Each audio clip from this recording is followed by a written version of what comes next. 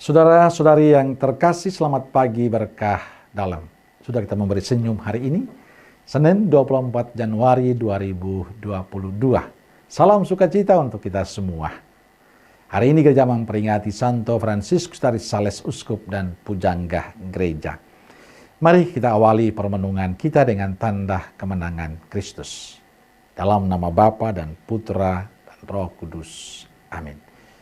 Permenungan kita diambil dari Injil Markus bab 3 ayat 22 sampai 30.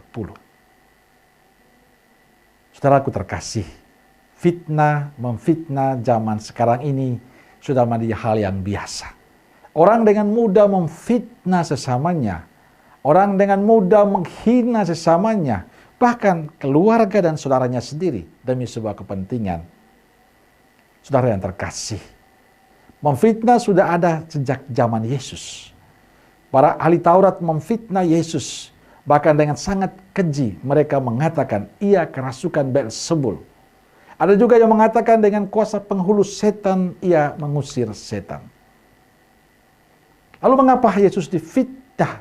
Padahal Yesus lakukan banyak hal baik. Karena banyak hal yang Yesus lakukan menjadi sukacita, menjadi kebahagiaan, menjadi harapan, menjadi kedamaian bagi banyak orang.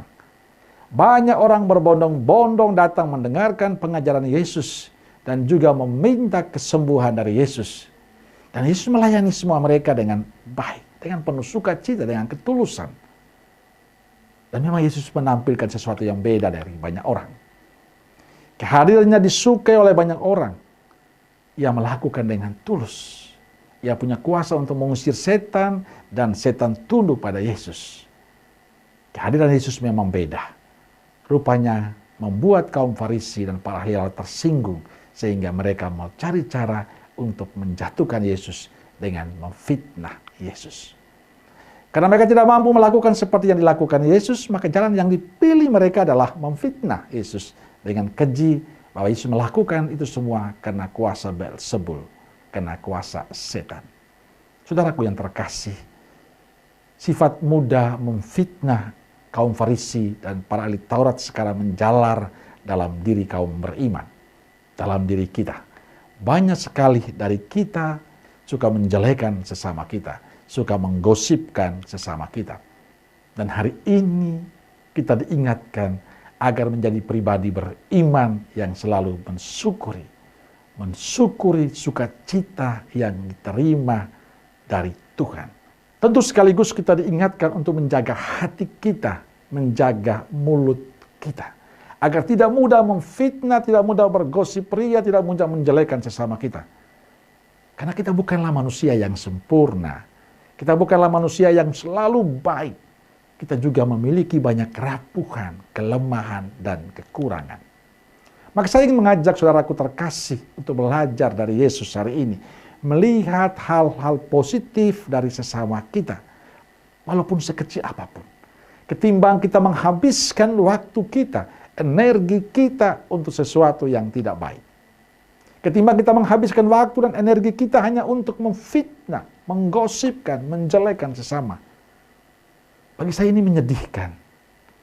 Di hadapan sesama kita begitu manis, begitu baik, begitu indah, begitu menarik. Tapi di balik semua yang menarik itu, kitalah yang bisa menjerumuskan, menjatuhkan sesama kita.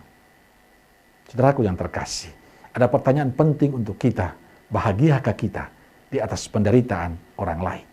Senangkah kita bila kita menjelekan orang lain? Sudah sempurnakah kita? Sehingga kita dengan mudah, begitu bergairah menceritakan sesama kita. Lalu untuk apa doa? Untuk apa ekaristi? Untuk apa permenungan sabda yang kita buat dengan tekun dan bahkan dengan penuh sukacita? Kalau hanya berbuah pada sikap-sikap yang tidak baik. Ingat, Yesus tidak mengajarkan kita melakukan seperti itu. Itu hanya tindakan para ahli Taurat dan orang Farisi. Maka bila kita tetap membiarkan diri kita seperti orang Farisi, lalu untuk apa mengaku diri murid Yesus? Untuk apa berbaju Katolik tapi hati orang Farisi? Saudaraku yang terkasih, pesan saya sederhana, jaga hati kita, jaga pikiran kita, jaga mulut kita. jaga sikap kita. Kita bukanlah manusia yang sempurna.